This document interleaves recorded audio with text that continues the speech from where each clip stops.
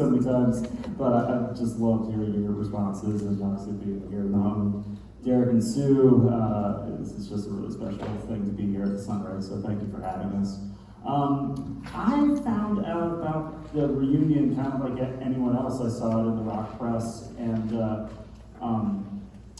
my background is in music production, and I would put on some like large-scale shows, tribute albums, getting a lot of different artists together to play, like a certain theme. I did a Bob Dylan tribute record, and some tributes to other artists, that sort of thing. And I always sort of had it, like my egotistical mind when I was like in my mid-20s, I always had this like thought that I would be the one who would reunite Mad Dogs and Englishmen, actually. And then when Joe passed, I think like one of the first things that came to my mind was, oh man, Mad Dogs and Englishmen, probably, that's too bad that will never happen again. But only a few months later did I see that at the Lock-In Festival that the top bill was Tedeschi Trucks presents Mad Dogs and Englishmen with Leon, with Rita, with Claudia, Chris Staten. And so I was like, oh wait, no, that makes sense. And fortunately for me, my buddy Peter Shapiro puts on that festival, so I called him and I said, dude, I need to film this. How can I get in? So Pete got me through the door.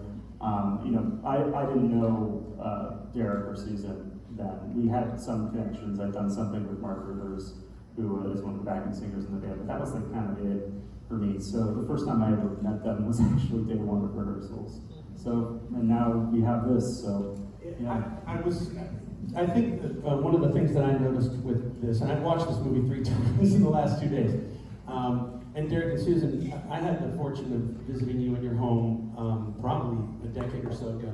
And the thing that struck me when I was there talking to you was the family atmosphere, not only your family, but the musicians that you work with and your crew. And I think at the time, you guys were getting ready to go on the road, and it was just a bustle of activity, but it had this very warm and family-like atmosphere, and I think that really lends itself well to you putting this together. And you heard so many people on screen talking about how it was like a family touring with Mad Dog. So, when you guys were putting that together, what was the initial groundwork? I know you said you were trying to contact Joe. I think that was in 2013, if I'm not mistaken. And I guess I'll ask you this as a satellite question. Was he ill at the time you were speaking to him? Were you not aware of that? And then how did that kind of grow into what we see here on the screen? I mean, we had talked to Joe and his management about doing that show. So it was kind of in the works. Then he was sick around the same time. Shows were getting canceled. And then he passed. So they asked us to do a tribute to Joe originally. And I just told him, I was like, I spoke to him once, but we didn't have a real connection yet. So it didn't feel right to do it. We'd just done a few shows with Leon.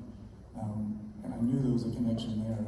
So the idea of doing this as a tribute to Joe with people that knew him and loved him and were a part of it felt honest. So that's how it came about. And as soon as Leon was on board, it just took a whole different turn, And he was incredible. I mean, he had sat in with our band at the Beacon Theater once, I believe, and you could just tell he looked across the stage and he kind of knew that he built it. he knew that we were his spawn in some ways. So, and he didn't sit in with a lot of bands at that point. He was a bit of a recluse. So, well, to that end, when you guys first put the rehearsals together, and this was spoken about in a lot of different ways in the film, about how Leon and Joe worked really well together, but there was that push and pull as well. And then you've got, 15, seasoned studio musicians in a room together. And then you have this other dynamic. You bring together your band that was obviously well rehearsed initially, and Leon comes in and you have some of the alumni as well. And having played in some large ensembles myself over the years, I know that it's always helpful to have one person to answer the questions when they come up. So how did you and Leon navigate that relationship? We were honoring his arrangements and his music, so it wasn't there wasn't a lot of that. I mean, when I originally talked to him, I asked him, I was like, this was your baby. If it's all you, I'm here to help. And he was like, oh no. I did that once, it's on you. But he was, I mean, like Chris Staten said, he hears everything. You know, he hears everything.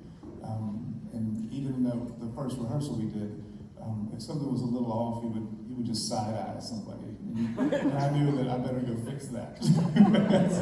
But it was up to you to fix that, is what we're getting at. He looked at me, yeah, but there wasn't a lot to fix, honestly. Everybody came in loaded for bear, and our band had rehearsed it, and Rita and the alumni stepped in. I was amazed at how quickly it came together. I mean, I was worried it would be us trying to fit into that thing or whatever, but it was instant. I mean, I remember the first song we played, Looking Around, and there was just a feeling in the air. We've done a lot of shows, we've done a lot of collaborations. It was a magical rehearsal, and I didn't know that we were filming it to do all of this at the time. So when I found out about it, I was thrilled. You usually don't capture those moments. Usually they happen and they're gone. So I mean, it was one of the most incredible days I had been a part of. That first rehearsal was really something. You know, looking at Bobby Torres and just seeing the look on his eye, I thought he was upset at first, like it wasn't good, and then I realized he was just emotional, like it was really good. I think we saw that in a lot of faces when they were coming back. Yeah, no, there was a feeling in the room. There was a lot of stories. I kept walking in on a lot of stories that were probably not supposed to hear. I was like, what was that kind of story? Rita, I have a question for you, and Susan, maybe you can piggyback on this as well. The darkest moment in the film is your moment. And you have a very measured response in all of your interview questions. Some bittersweet ambivalence about the value of that tour to you. I mean, ultimately, obviously, you were touched by being a part of it and the reunion. But my question is, being in what could have easily become a boys' club venture, and having struggled with the male power dynamic in rock and roll in general, fighting for Layla, and through the years dealing with some heavy male personalities in your life. Looking back 4 decades later, what are your reflections on your struggle through your career? And Susan, maybe you can pick that up as having been a solo artist for so long, dealing with that in the industry. Well, as far as my half of the question, I think that getting distance away from any situation, just like Leon said in the film, sometimes it takes 30 years, you know, but having distance from what happened to me on the tour with Jim Gordon has certainly given me forgiveness and clarity and the understanding that Jim was sick.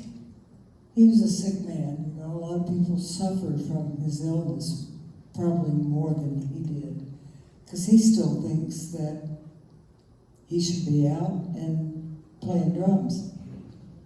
That's not going to happen.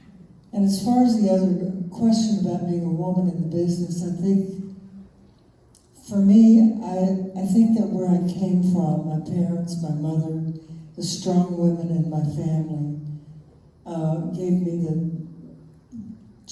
the strength and the background to hang on to my own power and to never be overpowered by men. And when it happened, as it did with Jim, you know, you walk away and take the lesson with you. But holding it in my heart would have hurt me more. It still hurts me to see this because the memory is painful, but the lesson is valuable. And so, the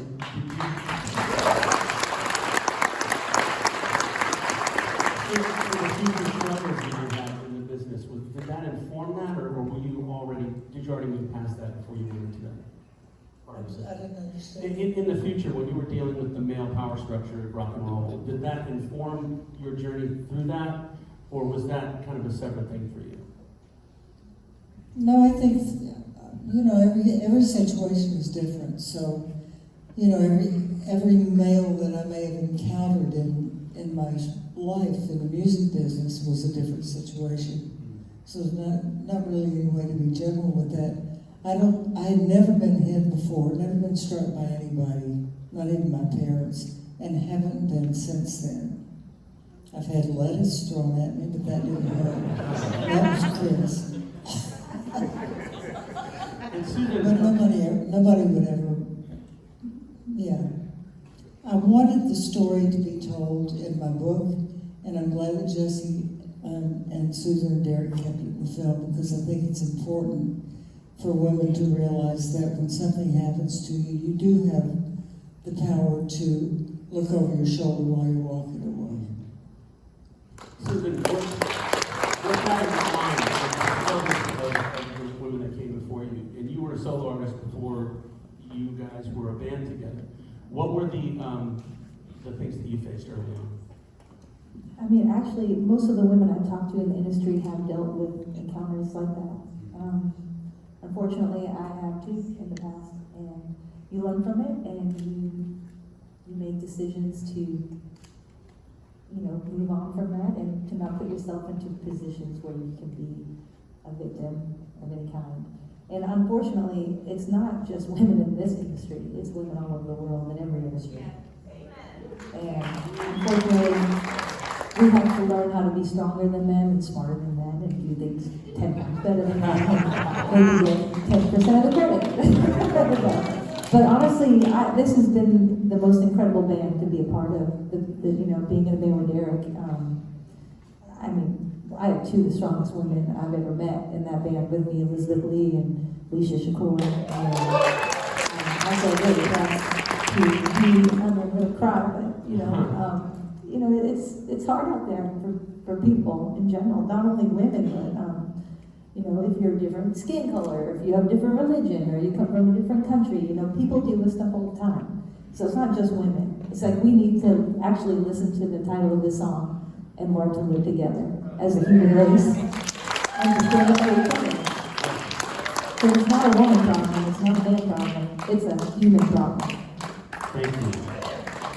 All right, let's bring it back up. Any questions in the audience? Okay, where's Nick? Right here, want to start over here? Yeah. And I'll fill in the gaps while you're running back and forth with some other questions.